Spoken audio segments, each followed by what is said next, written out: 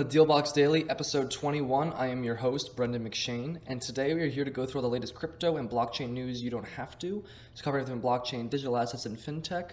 If you're an entrepreneur that needs help with private placement, alternative investments, or category design, please check out Dealbox and watch our live stream, listen to the podcast, and read the blog. If you'd like to learn more about Dealbox, go to dlbx.io, and we'll just jump right into Article 1. New blockchain lab aims to modernize the mortgage industry. Business consulting firm Zentuous announces a blockchain lab designed to revolutionize the mortgage sector. The California-based firm, whose product and service offerings span a broad business spectrum, including business consultancy, human resource strategy, and tech support, will work with its partners in Blockchain Sandbox to develop and test new products and services. Early reports from the firm suggest that the costs of loans for financial organizations will be reduced over 50% once the services are launched. I really hope that this 50% will actually be passed down to the consumer, or at least partially, because currently the housing market is insane. Due to the pandemic, there's been a massive influx into the suburbs and rural areas, and housing has just exploded, and the cost of buying a new home is at an all-time high, especially because private equity is swooping in, buying up homes left and right now. The president, though, of the firm said there's no doubt in blockchain's ability to disrupt the mortgage industry. The capabilities of a secure, transparent ledger without a central intermediary is taking off in Europe and Asia and gaining a significant traction in the Americas. We're thrilled to be at the forefront of a technology revolution and will transform mortgage processing forever. They haven't announced exactly what services they're going to do. It is a lab going into research, but I'm hoping that these services are going to be revolutionary and actually able to, as they said, transform the mortgage processing forever. The largest art museum in the world partners with Binance and auction Leonardo Da Vinci and Claude Monet NFTs. The State Heritage Museum revealed the NFT collection and Binance NFT Marketplace collaboration on July 26, 2021. The NFT collection consists of works such as Madame Lida by Leonardo Da Vinci, Judith by Giorni, and Lilac Bush by Vincent van Gogh, and a couple more, and the State Heritage Museum said in July. Furthermore, the art collector curators also added, each digital copy is personally signed by Mikhail Petrovsky, General Director of the State Hermitage.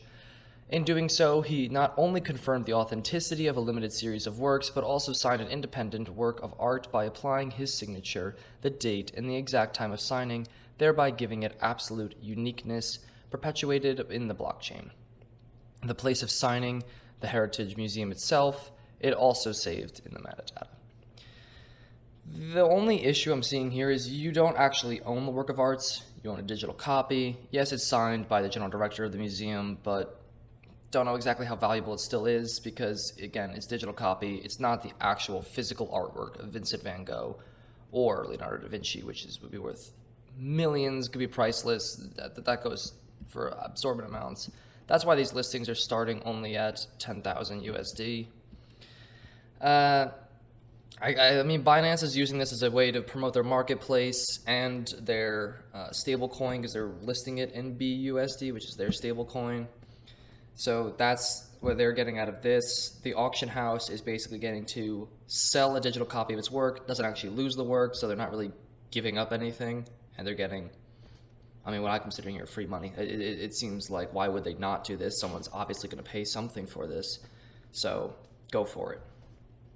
Interesting thing that at the end here, though, it says, furthermore, the popular crypto exchange FTX is also developing an NFT marketplace as it announced a partnership with the entertainment giant Dolphin in order to launch a market. I would like to see FTX's marketplace in the future because they have so many partnerships that they've already been building up. So when I think that they're actually able to get an NFT marketplace, they're going to have a lot of cool projects being launched right off the bat.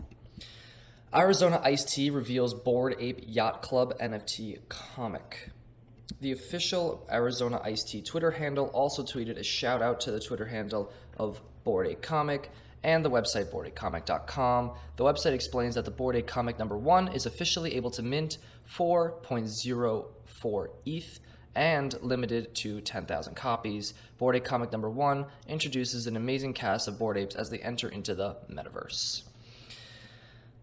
this is a little different than we've seen in the past with organizations using Dogecoin to attack what I'm considering the exact same consumer and market, because this is an actual organization that they have to work with. And yes, they're both getting a little bit of collaboration, a little bit of co-marketing here going, but this is an actual company that they have to partner with. Money has been exchanged probably somewhere along the line, unlike the companies that listed here at the bottom of the article, like Axe, Slim Jim, Burger King, Oscar Mayer, Mars Candies, and a few others, who use Dogecoin's likeliness, but you don't have to pay anything for that because it is a decentralized cryptocurrency. So no one actually even owns it. So it's kind of a free grab of a popularized logo you could slap on. But this one is different. And also this one is going for more of the NFT base instead of the actual cryptocurrency base, which the NFT base is an upcoming new market with definitely some interesting characters. And the Bored Ape Yacht Club is a good one to pick because normally people just talk about CryptoPunk, as we talked about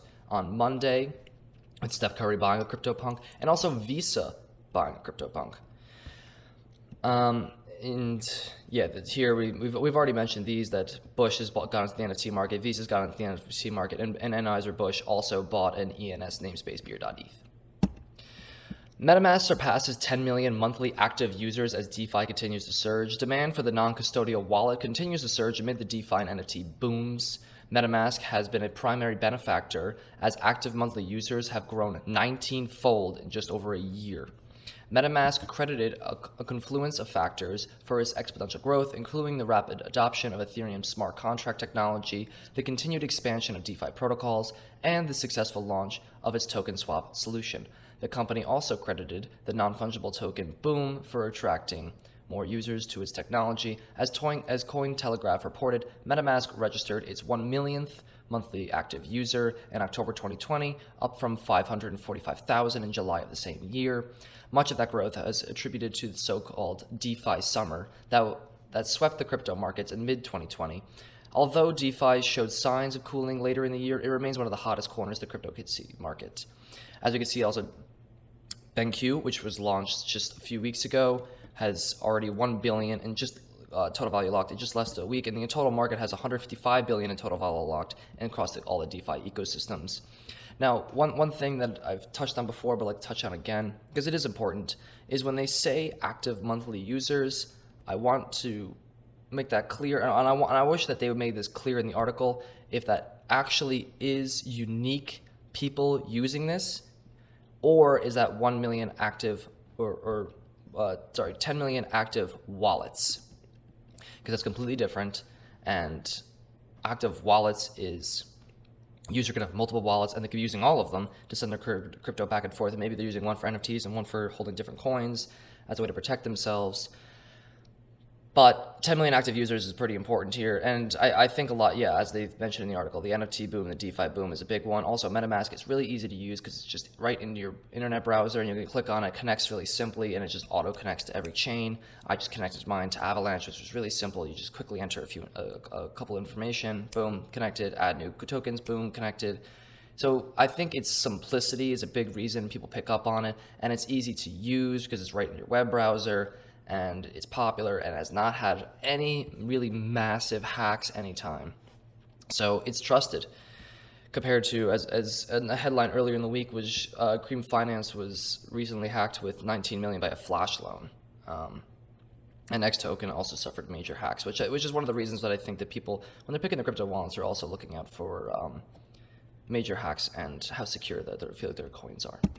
Ethereum scaling solution Arbitrum launches Mainnet and raises 120 million in new funding.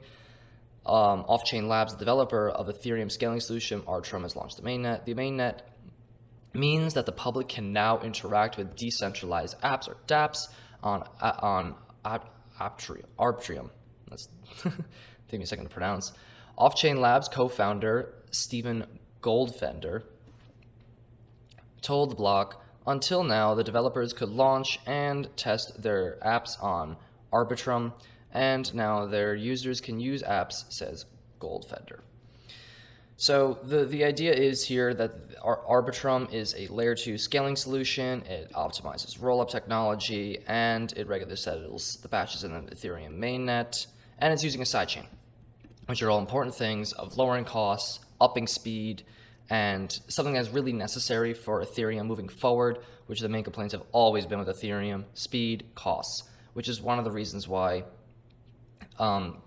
chains like Cardano might blow up if their smart contract actually launches on time, which I believe is in a few months or a few weeks. Solana's been blowing up a lot recently, making a top 10 coin because of its speed and proof of stake, which is one of the things that is important now because proof of work is kind of being pushed to be outdated and takes up a lot of energy and power.